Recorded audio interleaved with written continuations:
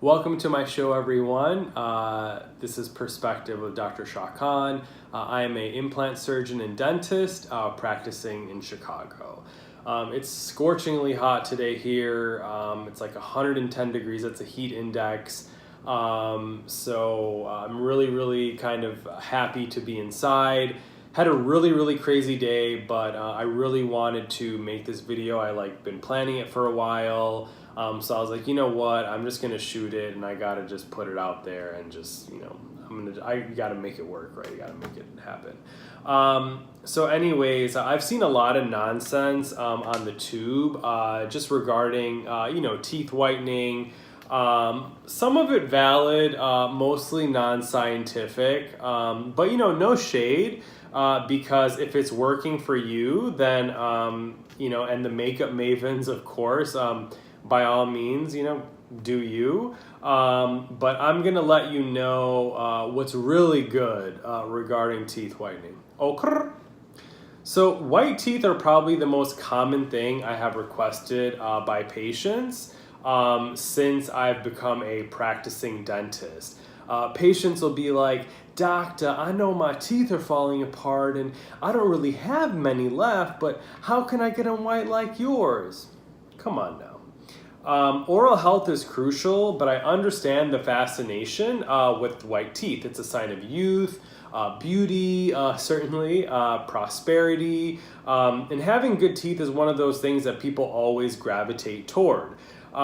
Because how we communicate with one another is how we live, and having good teeth has everything to do with that. And if they're white and bright, even better.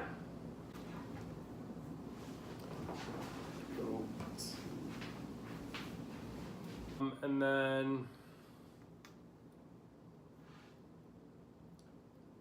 so this video is going to be part one of two. Part one is going to go into the background and the science of teeth whitening, and part two is going to be a product review. I have all these products here: toothpaste, rinses, a whole bunch of stuff. So make sure you stay tuned for that. It's going to be do's, don'ts, hell to the naws, and my own personal experience with teeth whitening. So the process of whitening is achieved in two ways. First, the product actually bleaches the tooth, which means that the tooth color changes from the inside. The magic ingredient for bleaching products is hydrogen peroxide, and that's what removes both deep or intrinsic and surface or extrinsic stains. Now, don't go and gargle with hydrogen peroxide. That's definitely not meant for your oral cavity, especially your teeth. So what's going to happen if you do that is you're going to see a loss of soft tissue, and it's going to be a whitish color, and that's basically that's your enamel. And once you get rid of it, it doesn't come back. OKURR.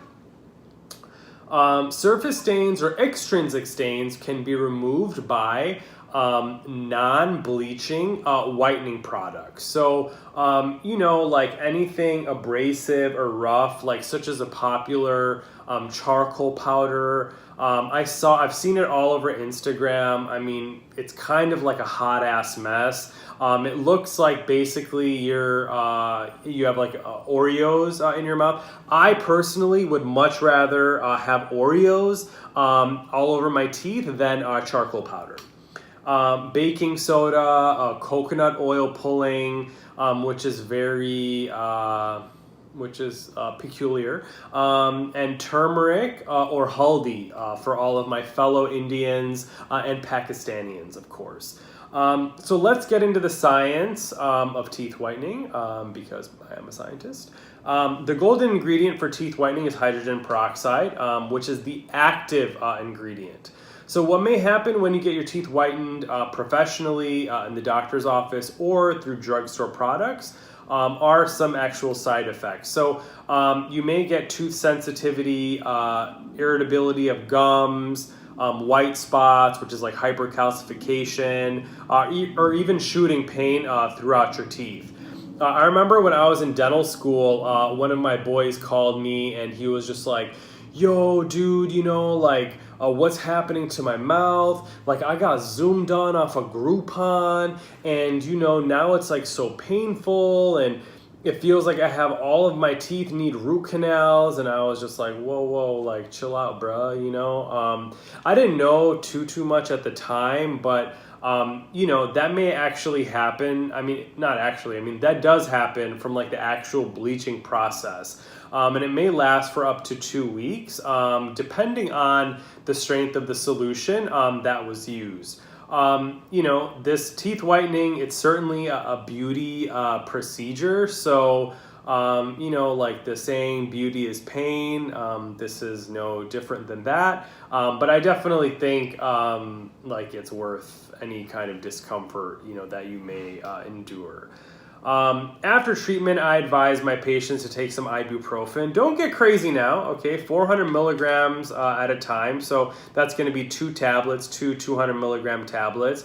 And also Sensodyne toothpaste, because that really helps with sensitivity. And then after the sensitivity subsides, you can go back to your regular kind of oral health care regimen, because Sensodyne is it is a little bit more costly than the regular toothpaste or whatever. And so gum tissue or irritation tends to happen more with like the trays or home whitening, because the product doesn't stay in the actual trays. It like goes all over your gums where it shouldn't be. In the doctor's office, the assistant will usually place a rubber dam, only exposing your teeth, or they'll put some sort of barrier around your gums, like, you know, like all over here and on the bottom too, so that the solution won't get anywhere else besides your teeth surface. I'm gonna make another video soon on gum lightening. It's something that people are very interested in. And there's a lot of cool ways to achieve like nice pink gums.